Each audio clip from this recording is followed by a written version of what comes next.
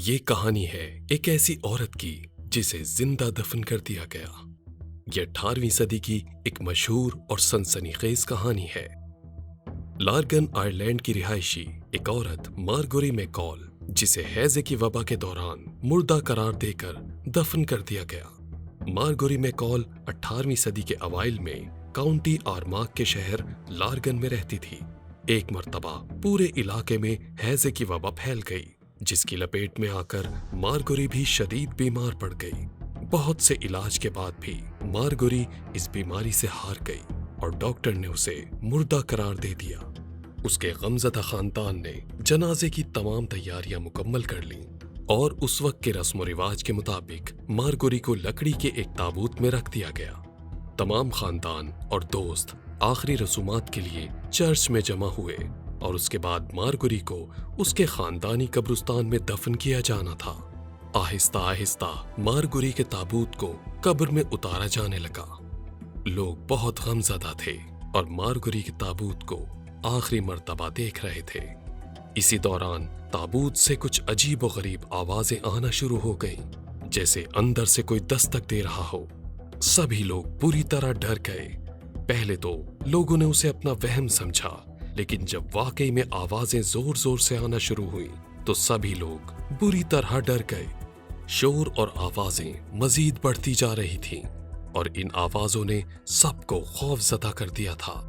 کچھ لوگ وہاں سے بھاگ کھڑے ہوئے اور جن کے اندر کچھ ہمت باقی تھی، انہوں نے تحقیق کے لیے تابوت کو کھولنے کا فیصلہ کیا۔ سبھی لوگ پریشان اور متجسس تھے کہ آخر کیا ماجرا ہے، اور آہستہ آہستہ جب تابوت کھولا گیا تو خوف اور حیرت سے سب کے رونگٹے کھڑے ہو گئے۔ اندر موجود مارگوری کی لاش زندہ ہو چکی تھی۔ جی ہاں، یہ تھی مارگوری میکال، جس کو تدفین کے بعد اپنے تابوت میں دوبارہ ہوش آ گیا۔